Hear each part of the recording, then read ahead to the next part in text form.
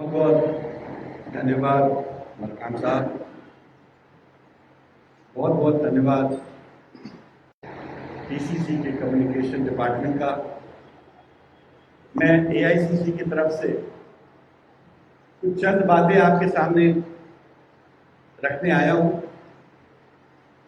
जो विषय है उसमें कई कानूनी क्लैरिफिकेशंस हैं, कई कानूनी बिंदु हैं, बट बड़े सरल वे में और स्पष्ट भाषा में मैं आपको वो बात समझाना चाहूंगा। एजेएल होल्डिंग कंपनी है नेशनल हेराल्ड। नेशनल हेराल्ड एक ब्रांड है जो फ्रीडम मूवमेंट के वक्त से कांग्रेस के साथ जुड़ा है। स्वतंत्रता संग्राम का ये एक पार्ट था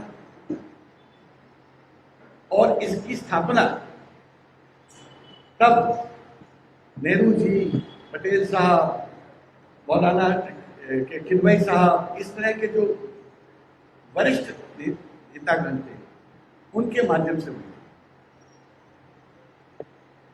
ये कांग्रेस की आइडियोलॉजी और कांग्रेस के पार्टी की नीति रीति से जुड़ा एक मीडिया तंत्र था और है। समय रहते हुए जैसे सब पेपर्स की हालत होती है, ये लॉसेस में जाने लगा। एम्प्लॉयज की सैलरी, मशीन का रिप्लेसमेंट, क्योंकि न्यूज़पेपर का बिजनेस, मीडिया का बिजनेस, अगर आप एडवर्टाइजमेंट्स नहीं लेते हैं और कमर्शियल वे में रन नहीं करते हैं तो ये मुनाफे का बिजनेस नहीं है। तो करीब 90 करोड़ की 20-30 साल में कर्ज एक प्रकार से कांग्रेस पार्टी से इसको पैसा मिलता था जिसके माध्यम से इनके पेपर चलता था। अब कोई भी कर्ज लाइफ लॉन्ग तो चल नहीं सकता। तो एक वक्त आया कि जब पेपर का प्रकाशन भी डिफिकल्ट होता जा रहा था और इस कर्ज को लेकर एक नई व्यवस्था बनाने की जरूरत महसूस हुई, तो निर्णय लिया गया कि इस कर्ज को इक्विटी में परिवर्तित किया जाए। ये एक नॉर्मल बिजनेस प्रैक्टिस है। जब कंपनीज लॉसेस में जाती हैं और इन्वेस्टमेंट इन्फ्यूज होता है या डेट वेव होता है तो इक्विटी में कन्वर्ट होता है जिससे कि कंपनी चलती रहे। कांग्रेस एक पॉलिटिकल पार्टी है, रिप्रेजेंटेशन ऑफ पीपल्स एक्ट, तो कांग्रेस शेयर होल्डर तो बन नहीं सकती। तो कांग्रेस की जो लीडरशिप था उसके नेतृत्व में एक कंपनी का गठन किया गया। जब गठन हुआ था तब आई थिंक सैम पेट्रोडा जी और सुमन दुबे जी ये मेंबर्स थे। बाद में सोनिया जी, राहुल जी और प्रियंका जी वगैरह भी बने। और ये सेक्शन 25 कंपनी है। सेक्शन 25 कंपनी का मतलब ये है इस कंपनी से आपको एक पैसा का मुनाफा नहीं हो सकता, आपको एक पैसा नहीं मिलेगा। आपके जेब से लग सकता है पैसा, बट आप इस कंपनी से पैसा नहीं ले सकते। इस कंपनी का पैसा या जो भी मुनाफा जब होगा वो उसके जो कंपनी का जो ट्रस्ट है उसी के लिए उपयोग। तो ये एक प्रकार से नेशनल हेराल्ड को जीवित करने का एक प्रयास था और उससे नेशनल हेराल्ड जीवित हुआ। डिजिटल नेशनल हेराल्ड स्टार्ट हो गया है। कई जगह आप उनके आई थिंक प्रिंट के आउटलेट स्टार्ट हो गए हैं। तो जब ये एक नया व्यवस्था आई तो इसमें किसको आपत्ति हो सकती है और इसमें क्या क्राइम हो सकता है, मुझे ये समझ नहीं आ रहा है। देखिए, ईडी के पास कोई भी केस जब पहुंचता है उसके 2-3 प्री रेक्विजिट्स होते हैं। एक, it has to be a schedule offence. अब आप कहते हो कि शेड्यूल ऑफेंस क्या है, तो सुब्रमण्यम स्वामी जी का जो केस है वो एफआईआर नहीं है, वो एक उनकी कंप्लेंट है। मैं कंप्लेंट के गुण दोषों में इस वक्त नहीं जा रहा हूं, वो कोर्ट डिसाइड करेगी। उन्होंने प्राइवेट कंप्लेंट फाइल की कि ये जो कांग्रेस पार्टी ने रीअरेंजमेंट ऑफ बिजनेस किया है, ये आईपीसी के प्रोविजंस का वायलेशन है। और उस वायलेशन का हवाला देते हुए उन्होंने केस फाइल किया। 3, 4, 5 साल तक वो केस पेंडिंग रहा, और जब बीजेपी की गवर्नमेंट आ जाती है तो उस पर कोर्ट कॉग्निजेंस लेके नोटिस निकालती है। नोटिस ऑफ समनिंग इसको कहते हैं, सीआरपीसी 2002 में 202 सेक्शन। नोटिस ऑफ समनिंग का मतलब यह होता है कि भाई हमने किसी को, एक मुद्दई को सुना है, उसने अपनी बात कही है, हम आपसे अब पूछना चाहते हैं कि क्या ये मुद्दई की बात ठीक है कि नहीं है। तो आपको उस मुद्दई को क्रॉस एग्जामिन करने का और उसके विटनेसेस के क्रॉस एग्जामिन करने का मौका मिलता है। अभी उस स्टेज में केस रुका है। जब सुब्रमण्यम स्वामी साहब का क्रॉस एग्जामिनेशन चल रहा था या स्टार्ट हुआ था, तो वो खुद हाईकोर्ट चले गए और दिल्ली हाईकोर्ट से उन्होंने प्रोसीडिंग्स को स्टे करा दिया, रुकवा दिया। तो ये है टोटल परिस्थिति। कोई एफआईआर नहीं है, कोई शेड्यूल ऑफेंस नहीं है। इसके बावजूद एक कंप्लेंट के बेसिस पे शेड्यूल ऑफेंस को मानते हुए एक केस रजिस्टर किया जाता है। जब केस रजिस्टर किया जाता है तो 2015 में तफ्तीश के बाद ईडी का ही कहना है, जो हम लोगों की जानकारी है, कि इसमें कोई केस ही नहीं बनता है, मनी लॉन्ड्रिंग का केस नहीं बनता है, इनफैक्ट केस स्टार्ट करने का केस नहीं बनता है। तो 2015 में एक प्रकार से केस को बंद कर दिया गया। उन दिनों में कोर्ट में क्लोजर रिपोर्ट डालने का प्रोसीजर नहीं था। जैसे पुलिस में होता है, आप कोई केस क्लोज करते हो तो आपको क्लोजर रिपोर्ट कोर्ट में भेजनी पड़ती है। वो अमेंडमेंट पीएमएलए में 2019 में आया, उस पर भी अब डिबेट था, हम लोग पार्टिसिपेट किए पार्लियामेंट में। तो उस क्लोजर रिपोर्ट को, जो कि उस वक्त हो चुकी थी, क्योंकि वो एक डिपार्टमेंटल रिपोर्ट जैसी थी, उसको आप कभी भी रिओपन कर, कोई किसी के राइट्स का तो कोई फिक्र ही नहीं उसमें, तो उन्होंने रिओपन कर दिया 18-19 में। और उसको लेके जो आज समझ आए हैं, जिसका न्यायिक चैलेंज जब होगा होगा, ये एक अलग विषय है, बट जो तरीका अपनाया गया उसको हम कंडेम करते हैं। कोई प्रेडिकेट ऑफेंस नहीं है, कोई शेड्यूल ऑफेंस नहीं है, कोई एफआईआर रजिस्टर्ड नहीं है। स्वामी जी की कंप्लेंट अभी कोर्ट में पेंडिंग है, समनिंग एविडेंस पे स्टे हो चुकी है कंप्लेंट उन्हीं के कहने से। तो आज क्या विषय है कि आप कांग्रेस के लीडर्स को और टॉप लीडरशिप को क्या पूछना चाहते हो?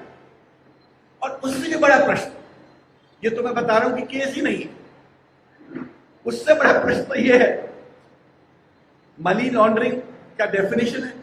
मनी लॉन्ड्रिंग मतलब पैसे की एक राउंड ट्रिपिंग, मतलब पैसे का मूवमेंट होता है, जो कि कहते हैं proceeds of crime.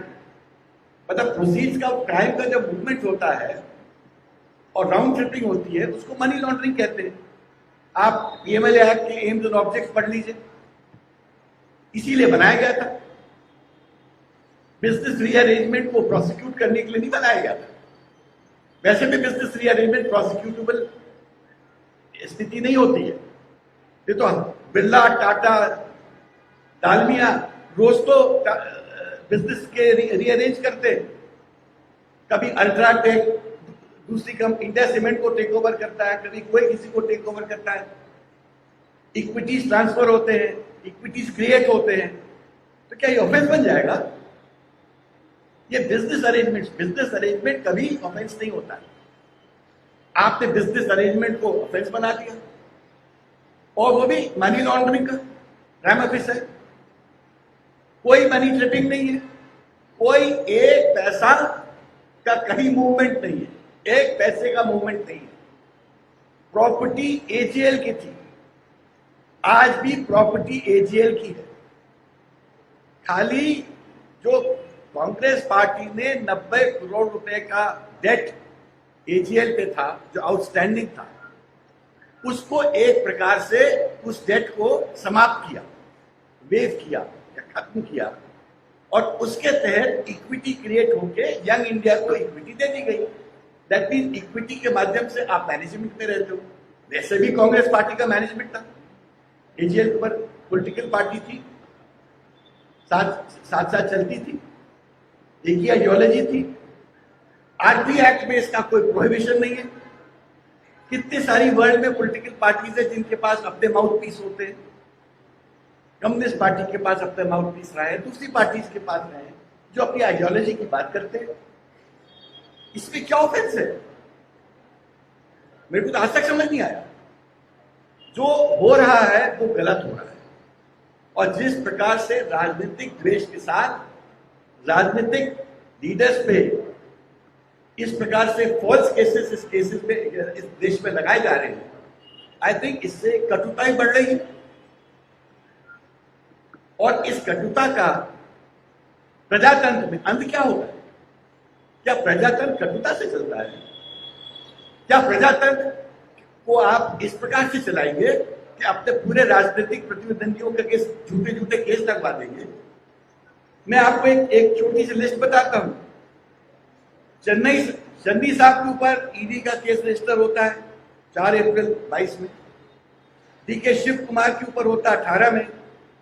Farooq Abdullah के ऊपर होता है 21 मई 22 में। नवाब मलिक पे होता है 2022 में। महबूबा मुफ्ती पे होता है, सत्येंद्र जैन पे होता है, कार्ति चिदम्बरम पे होता है, टीटीवी दिनकरन पे होता है, अभिषेक बैनर्जी पे होता है, अनिल परब पे होता है, अनिल देशमुख पे होता है, और ये तो कुछ ही नाम बता रहा हूं। तो क्या पूरी विपक्ष पे ही केस ईडी बनाएगी? क्या कोई आज तक बीजेपी का व्यक्ति नहीं है जिसका केस बनना चाहिए पूरे देश में?